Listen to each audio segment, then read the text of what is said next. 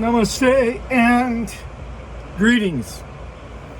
My name is Jack Powers, and this is Infamous Federal Prisoners. Look, I'm going to tell you right straight off the bat. I was just done doing James Holmes, so that's going to be part one. This is going to be part two because there's a heck of a lot more to this, and there's things that need to be said here. There's things that need to be understood. So what I'm going to do is I'm going to try to depict what those things are. Remember, James Holmes, this is part two, mental health. James Holmes, part two, mental health. Because his mother, Arlene, and I already knew something about this. I didn't know the extent until I just looked at it a minute ago. I was like, wow, blown away.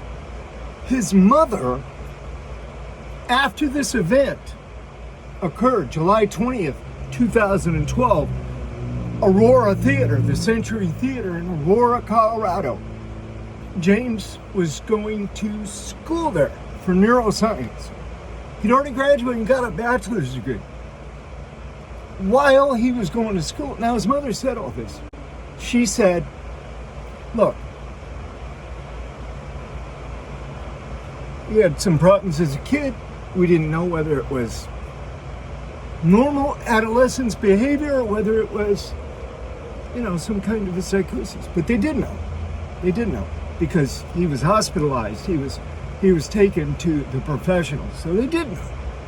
But that's not the point here either. The point is that she has involved herself with mental health treatment of people that are suffering from psychosis and other mental illnesses. And I want to say, mental illness among humans is not an aberrant issue. It's not something that only affects a very small percentage of the population. Mental illness affects a large percentage of the human population, most of which is undiagnosed. It's undiagnosed. Now, what's my theory on it? My theory is that we humans, we have two natures. One that's automatic. It's there from birth because of the flesh, because of our physical existence, our physical being. We have animal instincts. Pure and simple. We have the same instincts, even though they're watered down a little bit. We have the same kind of instincts as any other warm-blooded mammal on the face of this earth. That's what we are. Warm-blooded mammals. We walk upright. We have opposable thumbs. We have higher, I don't know about a higher intelligence, but we have a better executive function. There's some kind of hybrid stuff in the works. But our minds, a lot of times, are not prepared to be in this series of boxes that we call civilization. We're just, norms. What are the norms? What are they?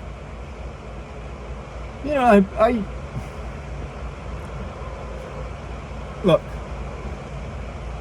there are no norms. That's a fact. Everybody, if you're going to say norms, everybody has a slightly different take on everything.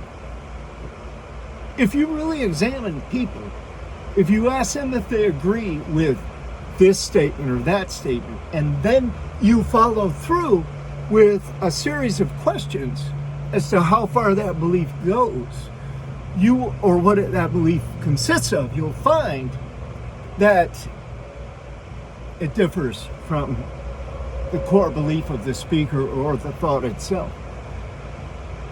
I mean, that's just reasonable. That's just the way it is. So a lot of human beings are dealing with mental health issues all the time. All the time. And some people have found a way to manage their lives. One thing James Holmes' mother said was that he had isolated himself and he didn't show normal human emotion. That was my take on him too. He walked back and forth in his cell every day. He didn't come out and hang out very much at all. If he did come out, it was very, very brief, and it was by himself.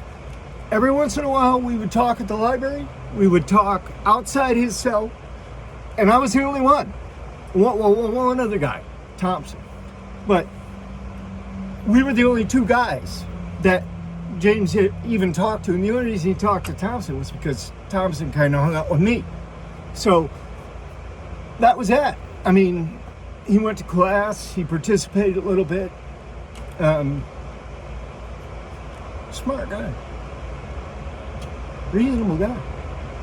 When he's not hearing those fucking voices, when he's not off in the depths of some hellish fucking psychosis that's driving him every moment of every day to do something. And you know what? His mother, she clicked because it hit. It's like, doom, tumblers falling into place when you're trying a combination or something, right? That's how it was in my head when I heard her on the news, on a channel out of Dallas, I think it was. They had a little news clip. You can watch it. It's on the internet. Google it. Arlene Holmes, News 12, I think it was. But anyway, she understood what the signs were. Now she understood. Because now, after this event, she had a real motivation to focus and to see what she herself had done wrong. And I respect the woman. I respect her for coming out, for coming forward like that. And she even said, month of May was Mental Health Awareness Month. That's when she did that interview, and she said, this is about the victims. It's not about my son.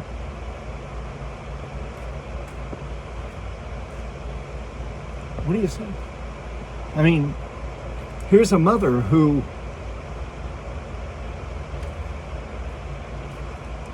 is on the borderline of, does he have some significant problems or no? And it really is hard to tell, because some people are just reclusive. They just want to be left alone. Leave me alone. They're not antisocial. Don't get it wrong. They're not antisocial. They are reclusive because they themselves know that something's wrong with them. They know. They understand at a certain point, at a certain time. They understand there's something wrong here.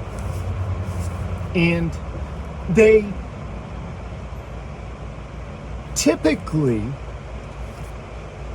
pull away because they don't fit in so well with the general crowd.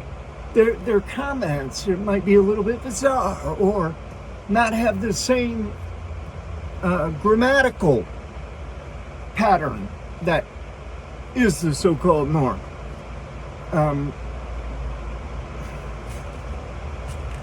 Most people would say, well, James Holmes he's just quiet. I mean, the reason he's withdrawing is because he doesn't want people to know that there's something wrong with him. Why doesn't he want people to know that there's something wrong with him? Do you know why? I know why. I'll tell you why. You know why already. It's because he doesn't want to be ostracized. He doesn't want to be different. He doesn't want to be thought of as having mental health issues. So the first thing really about mental health It's just being able to admit, hey, I've got a problem here. I've got something going on. I need some fucking therapy. I need some help. And if people feel free to do that and they're not confined by what they consider to be the status quo, you got one leg up. You got a possibility then. If you're isolated and those voices are working on your head, guess what? It ain't good. It ain't good at all. And it isn't going to get better by itself. Now, I will admit that there's some people who hear these voices telling them to do some violence. All you got to do is realize, okay, this voice is telling me or leading me into a trap, leading me to commit some act of violence against my fellow human being. That's all somebody with psychosis has to realize about these voices, okay? Because then they can break the cycle. They can break that thought. But as long as they're isolated, as long as it's just them and the voices, many times they just feel powerless to speak to the voice, to say, be gone. To say, look, I'm not listening to you. You're trying to lead me into a trap here. F that. Who knows? Maybe there's some little technique, some little tiny little thing that a person can do to ward off an episode of serious psychosis where there's mass shootings and so forth. Every one of the mass shootings that we've seen follows the same exact pattern. You have somebody that has a serious and significant psychosis going on that slips through the cracks because they isolate. They pull away, they're a little bit strange, they're off to the side, nobody wants to mess with them, nobody wants to try to befriend them because they're standoffish and a little bit weird, and nobody wants to befriend them, right? And there they go. It's just them and the voices in their head. And they don't know how to deal with the voices. They don't know how to get the voice to back off. They don't know how to call the bluff. It's like the Wizard of Oz, where Dorothy and Lion and the Tin Man and everybody, Sharpner goes in and Toto goes in, and this great wizard is on the screen. I'm the great Wizard of Oz, and how dare you come into my place? And then Toto pulls at the screen a little bit off to the side, the curtain, and it draws back, and here's this guy, this little old man, just operating levers. That's what those voices are. It's a fraud. It's just some bullshit little animal instinct in the background, a mishmash of signals in your nerves that's causing that. And as soon as you know that, as soon as you know, you can cross that off your list. They might keep trying, but as long as you realize that it's bullshit and you don't have to go for it, you're good. Don't follow the voices. Now, the other thing about this mental health issue that's so important is that there's a stigma. There's been a stigma for a long time. It's less now than it ever was. But there is a stigma. When I was about to be released and I was trying to get my supervised release transferred, the probation departments were like, no way. We are letting this guy. Holy cow. And when I did be release and go to supervised release, they immediately put me out in this intensive therapeutic program right away, right out of the gate, every week. Boom, boom, boom. After a month and a half, 2 months, it was more like 4, I guess. The therapist,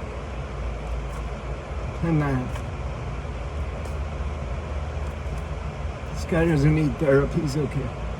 So that was, I mean, it was a good thing. I mean, I do have, occasionally, I have baggage. I have a little bit of thoughts or feelings about what I went through during my almost 33 years in the federal penitentiary system and nearly 14 years at the ADX Supermax. So yeah, I mean, there's some issues there.